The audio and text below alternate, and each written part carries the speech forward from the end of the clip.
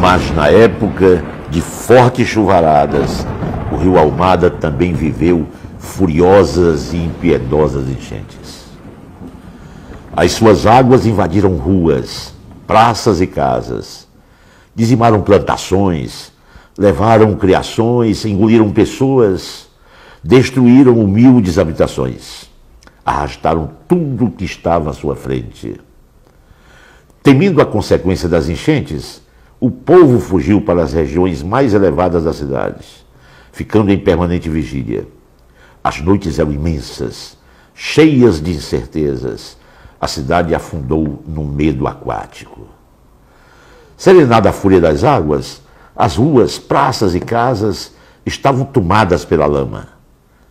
As enchentes de 1914, 1947 e 1981 foram as mais assombrosas e ficaram na história de Itajuípe. Em 47 não tinha esse cais antes.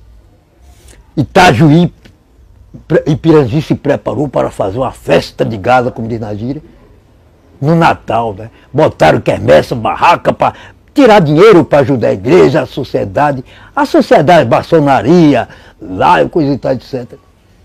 Tudo já armado. Faltando uns 4 ou 5 dias, olha a enchente de 47, arrastou tudo que tinha aí. Até aquele braço que protege a ponte, só ficou, a enchente levou.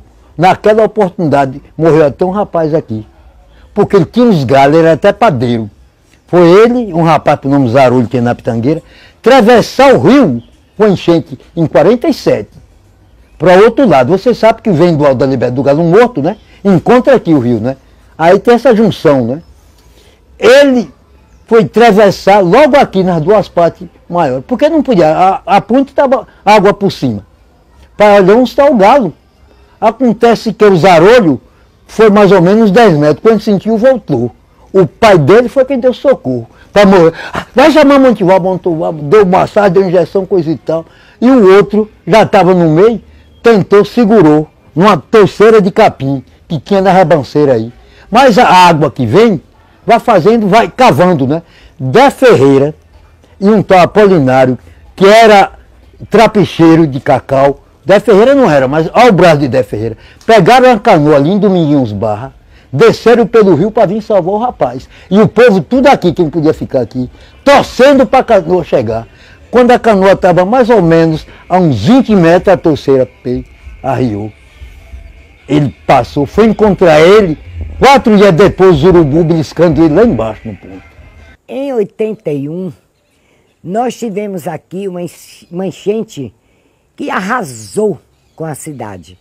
Para vocês terem uma ideia, a água chegou até o 3º ou 4º degrau do Banco do Brasil, que fica aqui no centro da cidade.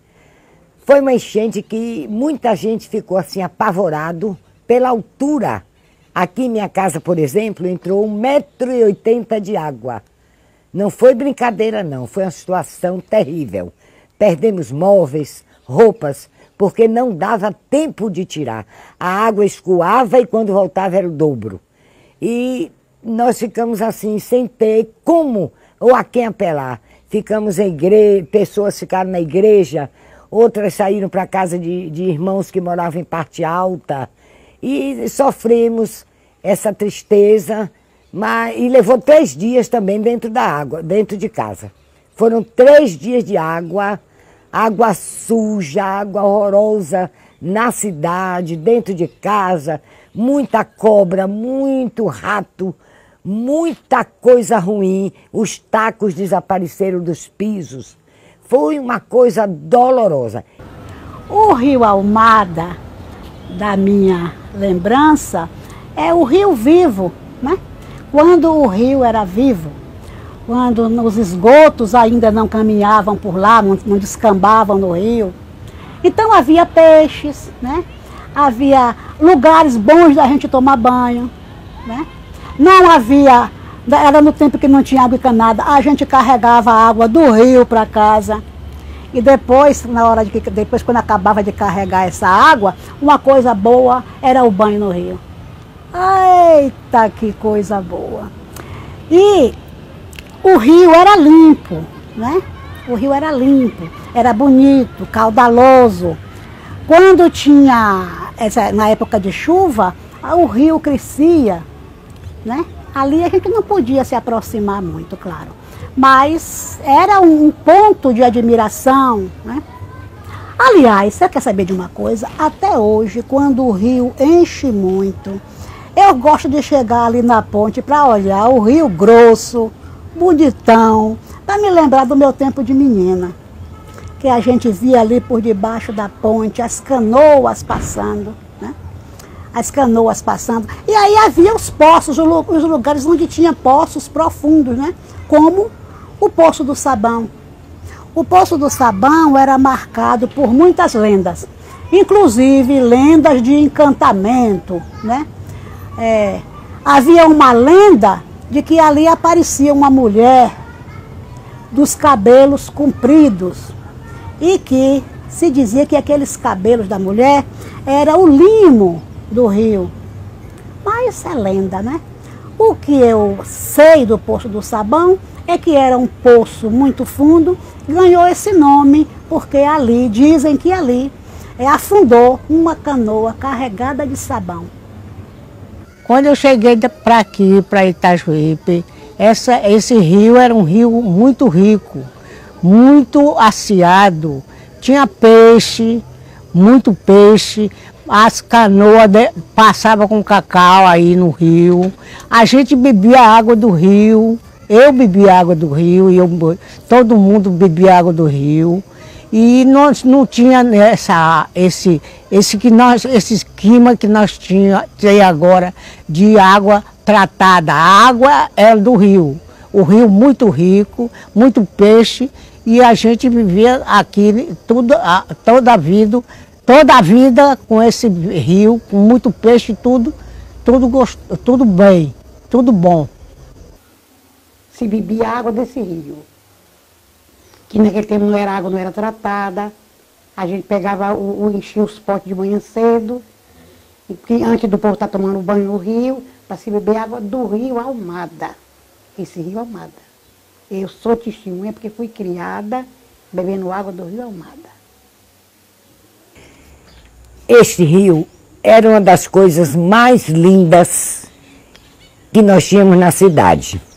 O rio Almada encantava a gente. As crianças todas tomavam banho, um banho saudável, com a água pura, a água limpa.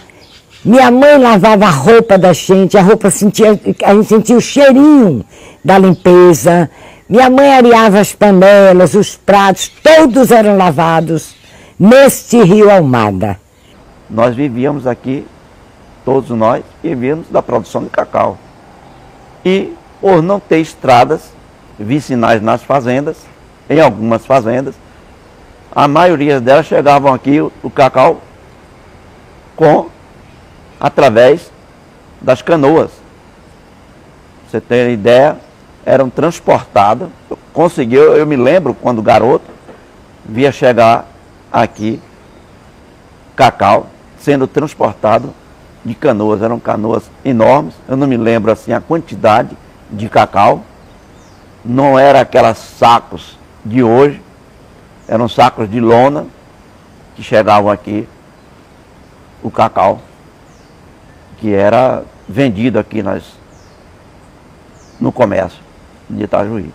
O rio do passado, eu digo até, ele não era madrasta, era uma mãe e um pai. Por quê? Um chefe de família sozinho trabalhar para dar sustento a 6, 8, de acordo com sua prole, sua família. Ele sozinho trabalhava. Que os filhos, a mulher não trabalhava porque não tinha campo de trabalho. Era ele que tinha que ter. E comprou o pão de todo dia, de cada dia. E comprou um caderninho com um tinteirozinho como ia para a escola. Era difícil se manter, então se prevalecia do rio. A gente vivia do rio. Ou para pescar, para vender, ou para se manter. Cada pitu, ó, não era? Era as cordas de pitu, aquilo ali era natural. Acari. Então é que eu disse a você, esse rio era um pai e uma mãe, né? Saciou muito a fome.